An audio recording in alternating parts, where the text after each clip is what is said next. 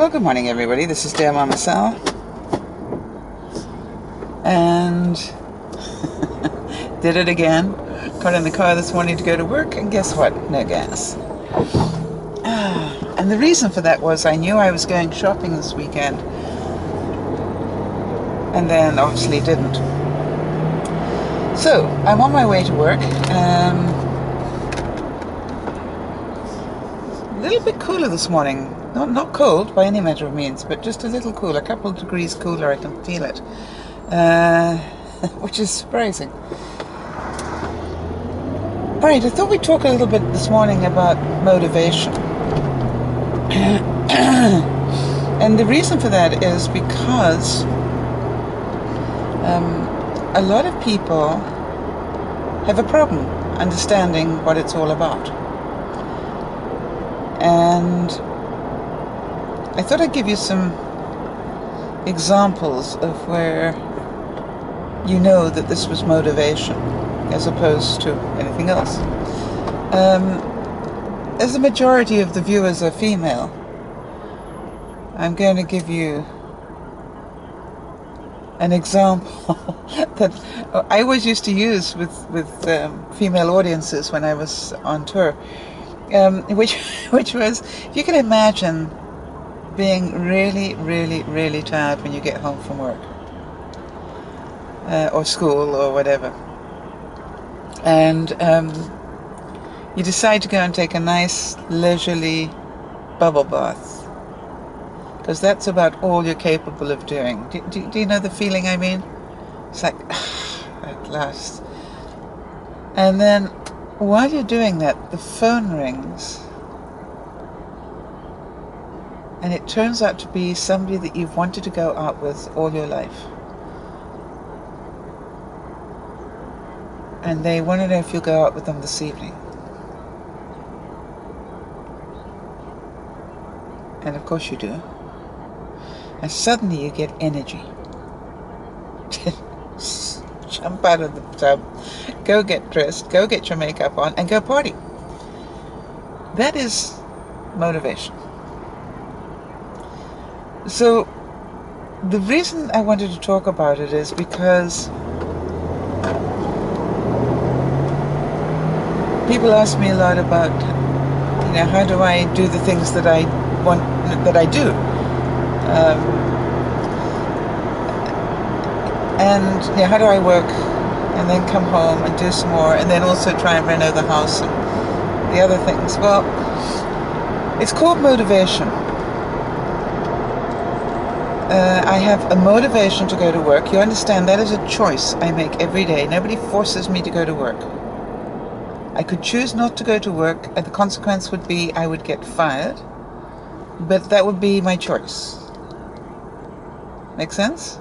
So every day I choose to go to work, and my motivation is, and because it pays the bills.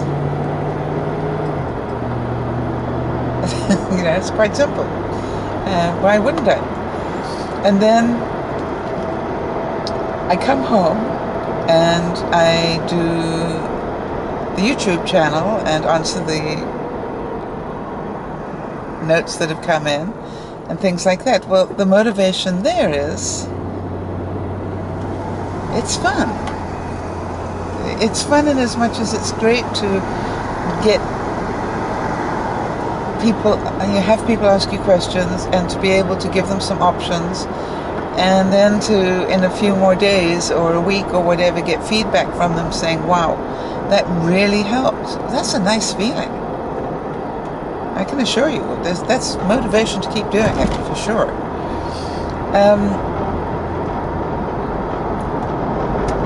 And the renovations, there are times when I wonder what the motivation is in doing that. I want to tell you something. I seem to have gone through such a lot on this renovation, and it's taken so long. Anyway, but this weekend, I started to do the backsplash behind the sink with these stainless steel tiles that I found, and then wow, that's worth doing. It completely changes the look of the area. And So that's motivation for me to keep going, because it's creative. Yeah, it's a creative thing, renovation. Because you sort of look at something and you think, oh, that would look good if I did X, Y, and Z. And it's a huge leap of faith. You know, you don't know until you do it, for sure. And then when you've done it, you go, yeah, that does look good. And so the same thing with these stainless steel tiles. That's really what I felt would look good there. And until you put them up, you don't really know. And by the way, they do. Very happy with them. So I've got a lot of work to do because I've got a lot of tile to cover, but that's okay.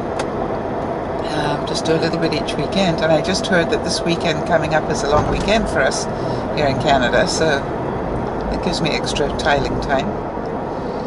Which means I'm probably going to have to go and find some more tiles.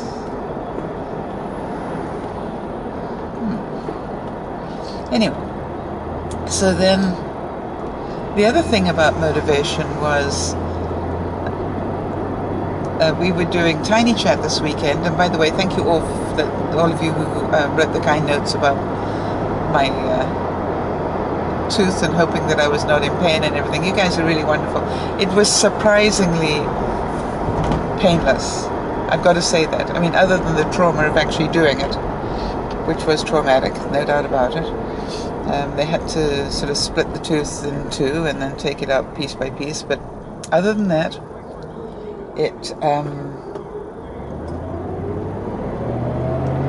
I was advised to take painkillers way before the freezing came out, which I did.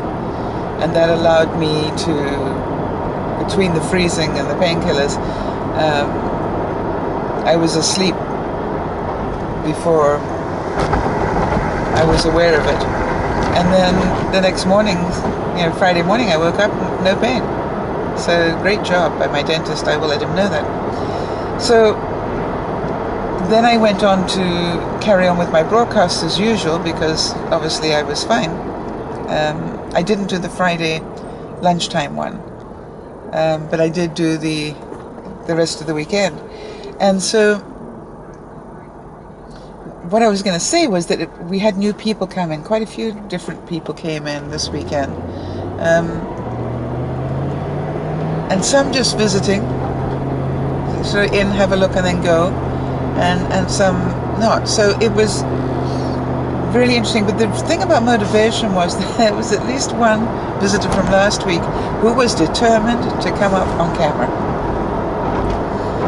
And you know that because they fight to do it. They will not stop until they've got the camera working and they're up on camera. Now, you understand that being on Tiny Chat, you don't have to be up on camera at all. You can just join in and type, and same as you would with some of the other programs. And it was so funny because it was like, wow, that's motivation. Then you know that person really wants to be there. One of the other things I did this weekend, and I didn't take pictures, and I'm sorry, was I made a couple of sets of earrings, because one of my colleagues at work is going away to Europe, and I thought I'd make a couple of pairs of earrings for her so she could choose one or both or whatever.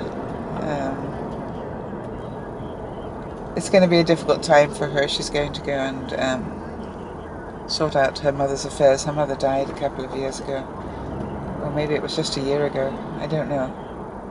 I can't remember exactly. Anyway, she's got to go and sort out the last of her mum's affairs, so that's not going to be a fun trip. Believe me, I've done it, so I know.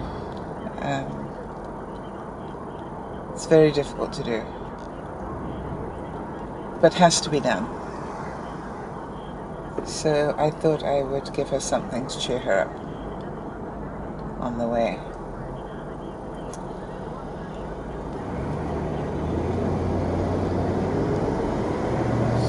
I had one question come through last week that I think might help a couple of you. It had to do with siblings. A viewer wrote in and said that she was having a problem with her younger sister. And what I suggested was, don't ever tell your younger sister what to do. Give her choices. Now, the reason I always suggest that with people is give people choices, is it gives them control. When people feel they have control, they are happy, or at least happier. Nobody likes to be told what to do. Even if you happen to be a child, you actually don't like being told what to do. And so one of the things I always remember being taught way early on was, if you want to send a child to bed, you go, it's bedtime, fact. Do you want to race me there, or do you want to piggyback? The fact that it's bedtime is a given. Now it's a choice. How do you get there? So I really do recommend that when you're dealing with anybody, it's always nice to give them a choice. Now, we had our Sunday dinner last night. We had roast turkey. Actually, I did turkey on a spit.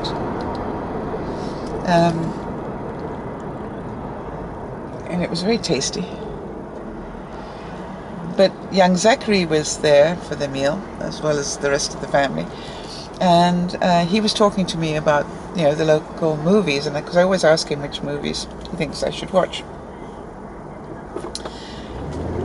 And then he was so, and then I asked him which were his favorite movies in the theater at the moment, the ones he wanted to watch. He wanted to watch, not the ones I wanted to watch. And he was telling me, he had about 3 that obviously really turned him on. So I said, okay, well, pick one and I'll take you on Friday. You should have seen his face. It was, what? I said, pick one. Decide which one you want to see. And I'll take you on Friday. Because I'm not working on Friday. It was worth it just to see his face. So, but the thing was, he gets to pick it. And then the cutest thing, which is what I love about children, the cutest thing was that he immediately brought up his iPad and proceeded to show me the trailers of about, well, at least the 3 that he wanted to see, and then a couple more as well. In other words, I think he was trying to check out which ones looked like the ones Auntie Sal might want to see. And I just said, that I thought they were all great trailers.